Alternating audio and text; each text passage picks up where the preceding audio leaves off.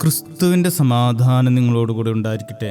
വചനകിരണത്തിലേക്ക് ഏവർക്കും സ്വാഗതം. ധ്യാന ഗുരുവിനെ കാണാൻ വീണ്ടും ധ്യാന കേന്ദ്രത്തിൽ എത്തിയതായിരുന്നു അയാൾ. കഴിഞ്ഞ പ്രാവശ്യം പോയപ്പോൾ സന്തോഷത്തോടെ പോയതായിരുന്നു. പക്ഷെ ഇപ്പോൾ വാടിയ മുഖത്തോടെയാണ് അയാൾ വീണ്ടും എത്തിയിരിക്കുന്നത്.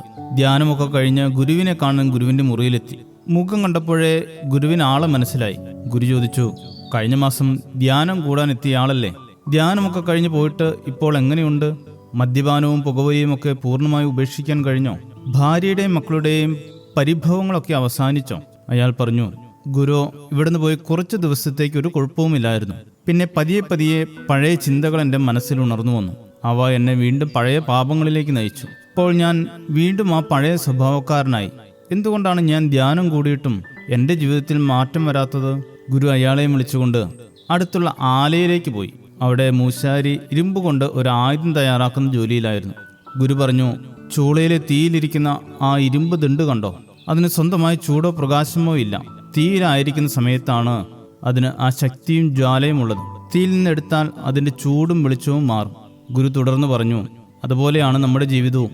നാം എത്രയൊക്കെ ധ്യാനം കൂടിയാലും പ്രസംഗങ്ങൾ കേട്ടാലും ജീവിതം പ്രകാശപൂരിതമാകണമെങ്കിൽ നാം പ്രകാശമാകുന്ന ദൈവത്തോട് ചേർന്ന് നിൽക്കണം. എന്നാൽ മാത്രമേ ആ സ്വഭാവം നമ്മുടെ ജീവിതത്തിൽ ഉണ്ടാവുകയുള്ളൂ. ശരിയാണ്, ജീവിതത്തിൽ പ്രകാശമുണ്ടാകണമെങ്കിൽ പ്രകാശമാകുന്ന ക്രിസ്തുവിനോട് ചേർന്ന് നിൽക്കണം. കൊമ്പിന് മുന്തിരിവള്ളിയിൽ വസിച്ചിട്ടല്ലാതെ സ്വയമായി കായ്പാൻ കഴിയാത്തതുപോലെ എന്നിൽ വസിച്ചിട്ടല്ലാതെ നിങ്ങൾക്ക് കഴിയുകയില്ല. ഒരുത്തിന് എന്നിലും ഞാൻ അവനിലും വസിക്കുന്നുവെങ്കിൽ അവൻ വളരെ ഫലം കായ്ക്കും. എന്നെ പിരിഞ്ഞ് നിങ്ങൾക്കൊന്നും ചെയ്യുവാൻ കഴിയുകയില്ല. വിശുദ്ധ യോഹന്നാൻ 15:4-5 വാക്യങ്ങൾ. നാം പലപ്പോഴും ജീവിതത്തിൽ ധ്യാനങ്ങൾ കൂടിയും പ്രസംഗങ്ങൾ കേട്ടുമൊക്കെ മാനസാന്തരത്തിൻ്റെ അനുഭവത്തിലേക്ക് വരാറുണ്ട്. പക്ഷേ അതെൻ്റെ വലിയ കഴിവാണെന്നോ ഞാൻ ആകെ മാറിയിരിക്കുന്നുവെന്നോ ഒക്കെ ചിന്തിച്ചാൽ അത് നമ്മുടെ പരാജയത്തിൻ്റെ ആരംഭമാകും. ആത്മീയമായ അഭിവൃദ്ധിക്ക് ആവശ്യം അഹങ്കാരമോ ആത്മാഭിമാനമോ അല്ല, മറിച്ച് ദൈവാശ്രയമാണ്. ഫലം പുറപ്പെടുവിക്കണമെങ്കിൽ, ജീവിതം പ്രകാശപൂരിതമാകണമെങ്കിൽ ക്രിസ്തുവിനോട് ചേർന്ന് നിൽക്കണം. അല്ലെങ്കിൽ നമ്മുടെ ഫലങ്ങളും പ്രകാശവും ചൂടുമൊക്കെ നൈമിഷികമായി മാറും. ദൈവാശ്രയത്തിൽ ജീവിച്ച് നിത്യമായി പ്രകാശിക്കുവാനും ഫലം പുറപ്പെടുവിക്കുവാനും ഏവർക്കും ഇടയാകട്ടെ. ശുഭദിനം നേരുന്നു.